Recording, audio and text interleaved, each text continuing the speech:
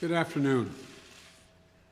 I want to speak today to the unfolding situation in Afghanistan, the developments that have taken place in the last week, and the steps we're taking to address the rapidly evolving events. My national security team and I have been closely monitoring the situation on the ground in Afghanistan and moving quickly to execute the plans we had put in place to respond to every constituency, including and contingency, including the rapid collapse we're seeing now. I'll speak more in a moment about the specific steps we're taking, but I want to remind everyone how we got here and what America's interests are in Afghanistan. We went to Afghanistan almost 20 years ago with clear goals. Get those who attacked us on September 11, 2001, and make sure al-Qaeda could not use Afghanistan as a base from which to attack us again. We did that. We severely degraded al-Qaeda in Afghanistan. We never gave up the hunt for Osama bin Laden, and we got him. That was a decade ago. Our mission in Afghanistan was never supposed to have been nation building. It was never supposed to be creating a unified, centralized democracy. Our only vital national interest in Afghanistan remains today what it has always been: preventing a terrorist attack on America's homeland. I've argued for many years that our mission should be narrowly focused on counterterrorism, not counterinsurgency or nation building. That's why I opposed the surge when it was proposed in 2009 when I was vice president. And that's why, as president, I'm adamant we focus on the threats we face today in 2021, not yesterday's threats. Today, the terrorist threat has metastasized well beyond Afghanistan. Al-Shabaab in Somalia, al-Qaeda in the Arabian Peninsula, al-Nusra in Syria, ISIS attempting to create a caliphate in Syria and Iraq, and establishing affiliates in multiple countries in Africa and Asia. These threats warrant our attention and our resources. We conduct effective counterterrorism missions against terrorist groups in multiple countries where we don't have permanent military presence. If necessary, we'll do the same in Afghanistan. We've developed counterterrorism over-the-horizon capability that will allow us to keep our eyes firmly fixed on the direct threats to the United States in the region and act quickly and decisively if needed. When I came into office, I inherited a deal that President Trump negotiated with the Taliban. Under his agreement, U.S. forces would be out of Afghanistan by May 1, 2021, just a little over 3 months after I took office. U.S. forces had already drawn down during the Trump administration from roughly 15,500 American forces to 2,500 troops in country. And the Taliban was at its strongest militarily since 2001. The choice I had to make as your president was either to follow through on that agreement or be prepared to go back to fighting the Taliban in the middle of the spring fighting season. There would have been no ceasefire after May 1. There was no agreement protecting our forces after May 1. There was no status quo of stability without American casualties after May 1. There was only the cold reality of either following through on the agreement to withdraw our forces or escalating the conflict and sending thousands more American troops back into combat in Afghanistan, lurching into the third decade of conflict. I stand squarely behind my decision. After 20 years, I've learned the hard way that there was never a good time to withdraw U.S. forces. That's why we're still there. We were clear-eyed about the risks. We planned for every contingency, but I always promised the American people that I would be straight with you. The truth is, this did unfold more quickly than we had anticipated. So what's happened? Afghanistan political leaders gave up and fled the country. The Afghan military collapsed, sometime without trying to fight.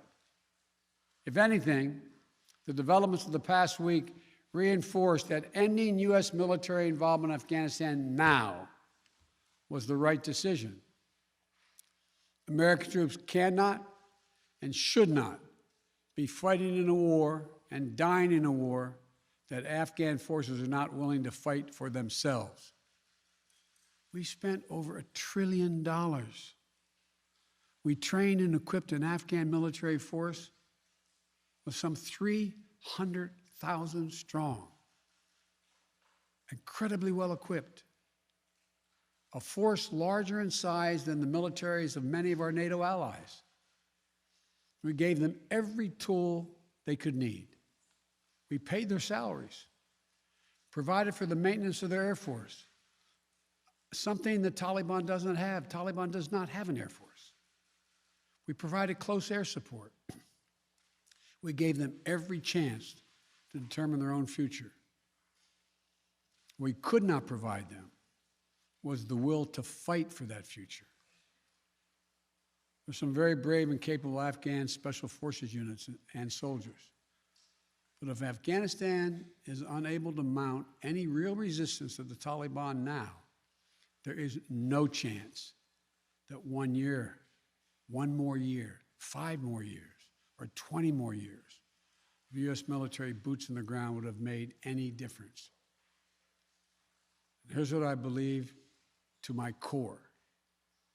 It is wrong to order American troops to step up when Afghanistan's own armed forces would not. If the political leaders of Afghanistan were unable to come together for the good of their people, unable to negotiate for the future of their country when the chips were down, they would never have done so while U.S. troops remained in Afghanistan, bearing the brunt of the fighting for them. And our true strategic competitors, China and Russia, would love nothing more than the United States to continue to funnel billions of dollars in resources and attention into stabilizing Afghanistan indefinitely. When I hosted President Ghani and Chairman Abdullah at the White House in June, and again when I spoke by phone to Ghani in July, we had very frank conversations. We talked about how Afghanistan should prepare to fight their civil wars after the U.S. military departed, to clean up the corruption in government so the government could function for the Afghan people. We talked extensively about the need for Afghan leaders to unite politically. They failed to do any of that. I also urged them to engage in diplomacy, to seek a political settlement with the Taliban. This advice was flatly refused. Mr. Ghani insisted the Afghan forces would fight, but obviously he was wrong. So I'm left again to ask of those who argue that we should stay, how many more generations of America's daughters and sons would you have me send to fight Afghanistan's civil war when Afghan troops will not? How many more lives, American lives, is it worth? How many endless rows of headstones at Arlington National Cemetery? I'm clear on my answer. I will not repeat the mistakes we've made in the past. Mistake of staying and fighting indefinitely in a conflict that is not in the national interest of the United States, of doubling down on a civil war in a foreign country, of attempting to remake a country through the endless military deployments of U.S. forces. Those are the mistakes we cannot continue to repeat because we have significant vital interest in the world that we cannot afford to ignore. I also want to acknowledge how painful this is to so many of us. The scenes we're seeing in Afghanistan, they're gut-wrenching, particularly for our veterans, our diplomats, humanitarian workers, for anyone who has spent time on the ground working to support the Afghan people. for those who have lost loved ones in Afghanistan, and for Americans who have fought and served in the country, serve our country in Afghanistan. This is deeply, deeply personal. It is for me as well. I've worked on these issues as long as anyone. I've been throughout Afghanistan during this war, while the war was going on, from Kabul to Kandahar to the Kunar Valley. I've traveled there on 4 different occasions. I met with the people. I've spoken to the leaders. I spent time with our troops. And I came to understand firsthand what was and was not possible in Afghanistan.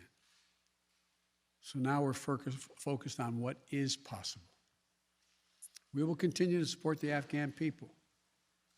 We will lead with our diplomacy, our international influence, and our humanitarian aid. We'll continue to push for regional diplomacy and engagement to prevent violence and instability. We'll continue to speak out for the basic rights of the Afghan people, of women and girls, just as we speak out all over the world. I've been clear, the human rights must be the center of our foreign policy, not the periphery. But the way to do it is not through endless military deployments. It's with our diplomacy, our economic tools, and rallying the world to join us. Now, let me lay out the current mission in Afghanistan. I was asked to authorize, and I did, 6,000 U.S. troops to deploy to Afghanistan for the purpose of assisting in the departure of U.S. and allied civilian personnel from Afghanistan, and to evacuate our Afghan allies and vulnerable Afghans to safety outside of Afghanistan. Our troops are working to secure the airfield and to ensure continued operation of both the civilian and military flights. We're taking over air traffic control. We have safely shut down our embassy and transferred our diplomats. Our diplomatic presence is now consolidated at the airport as well. Over the coming days, we intend to transport out thousands of American citizens who've been living and working in Afghanistan. We'll also continue to support the safe departure of civilian personnel, the civilian personnel of our allies who are still serving in Afghanistan. Operation Allies Refugee, which I announced back in July, has already moved 2,000 Afghans who are eligible for special immigration visas and their families to the United States. In the coming days, the U.S. military will provide assistance to move more SIV-eligible Afghans and their families out of Afghanistan. We're also expanding refugee access to cover other vulnerable Afghans who worked for our embassy. U.S. non-governmental agencies, or U.S. non-governmental organizations, and Afghans who otherwise are at great risk, and U.S. news agencies. I know there are concerns about why we did not begin evacuating Afghans civilians sooner. Part of the answer is some of the Afghans did not want to leave earlier, still hopeful for their country. And part of it because the Afghan government and its supporters discouraged us from organizing a mass exodus to avoid triggering, as they said, a crisis of confidence. American troops are performing this mission as professionally and as effectively as they always do, but it is not without risks. As we carry out this departure, we have made it clear to the Taliban, if they attack our personnel or disrupt our operation, the U.S. presence will be swift and the response will be swift and forceful. We will defend our people with devastating force if necessary. Our current military mission will be short in time, limited in scope, and focused in its objectives. Get our people and our allies as safely as quickly as possible. And once we have completed this mission, we will conclude our military withdrawal. We will end America's longest war after 20 long years of bloodshed. The events we're seeing now are sadly proof that no amount of military force would ever deliver a stable, united, secure Afghanistan, as known in history as the graveyard of empires. What's happening now could just as easily happen 5 years ago or 15 years in the future. We have to be honest. Our mission in Afghanistan is taking many missteps, made many missteps over the past 2 decades. I'm now the 4th American president to preside over war in Afghanistan. 2 Democrats and 2 Republicans. I will not pass this responsibility on to a 5th president. I will not mislead the American people by claiming that just a little more time in Afghanistan will make all the difference. Nor will I shrink from my share of responsibility for where we are today and how we must move forward from here. I am President of the United States of America, and the buck stops with me. I'm deeply saddened by the facts we now face, but I do not regret my decision to end America's warfighting in Afghanistan and maintain a laser focus on our counterterrorism missions there and other parts of the world.